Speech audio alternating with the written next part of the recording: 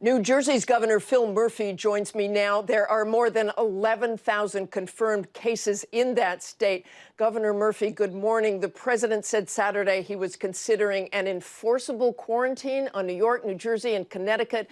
New York's Governor Andrew Cuomo said he considered that an act of war on the states.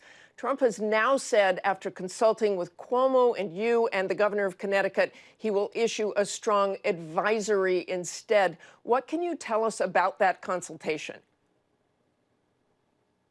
Yeah, good to be back, Martha. We had a lot of back and forth, both among the three governors, which we do regularly these days, as well as with the White House. The fact of the matter is, our three states, and I know New Jersey, obviously the best, we're doing about as aggressive a set of steps as any states in America right now. So as challenging as this is, and you're right, over 11,000 positives and tragically 140 dead as of yesterday in the Garden State. The fact of the matter is people really aren't traveling a whole lot. A travel warning we're fine with. The fact of the matter is we are all in on flattening that curve, social distancing, as aggressive as any states in America, and will continue to be that way. So there'll be no real enforcement of this because people just aren't traveling? Well, it's a travel advisory, so we take that seriously, and we will execute it by the states. And that's something that, as I say, it's de facto happening already. And we'll make sure, listen, we are pounding the table morning, noon, and night. Stay home, stay home, stay home. So if there's another message point we can add to that, we're happy to add to that. But we want folks to stay home and flatten this curve and break the back of this virus.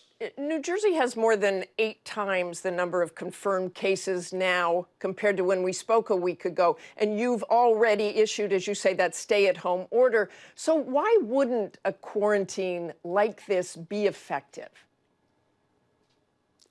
Again, Martha, we are de facto staying at home as a state. There are 9 million of us. You're absolutely right. The numbers have gone up dramatically. But we expected this, and we told our folks it would happen. Part of it's due to community spread, but a big part of it is we have opened up testing aggressively. So the fact of the matter is, folks, they're already getting the message to stay at home. We're enforcing that. If we think within New Jersey there are stronger steps we can take, we consider them regularly, and we will take them. This, again, is an advisory, adds to a message that we've already been stark about. And remember, the tests that we're getting back yesterday may be as much as a week or so since the specimen was collected.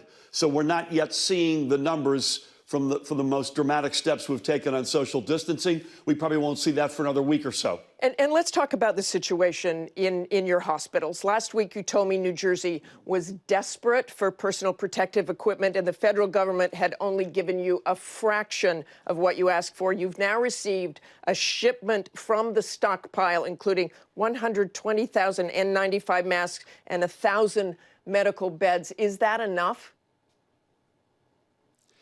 Yeah, listen, we have gotten another shipment in our private sector, our hospital systems. We've shut down elective surgery, so we're getting equipment from that, but we're still way short. We have a long way to go. I'd say, Martha, the big headline for us right now are ventilators. We had a very specific conversation with the White House last night about ventilators. That's our #1 ask. It's our #1 need. And that's the one that we are focused most on right now. We have a long way to go on the whole PPE front, but we've made more progress in other areas than we have right now on ventilators. That's our big focus. You asked about ventilators. What was the answer?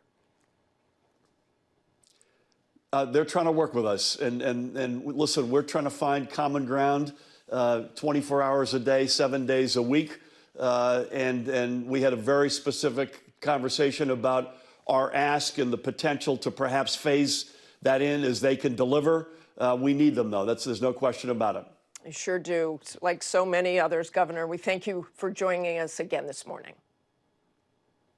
Thanks for having me, Martha. Hi, everyone. George Stephanopoulos here. Thanks for checking out the ABC News YouTube channel. If you'd like to get more videos, show highlights, and watch live event coverage, click on the right over here to subscribe to our channel. And don't forget to download the ABC News app for breaking news alerts. Thanks for watching.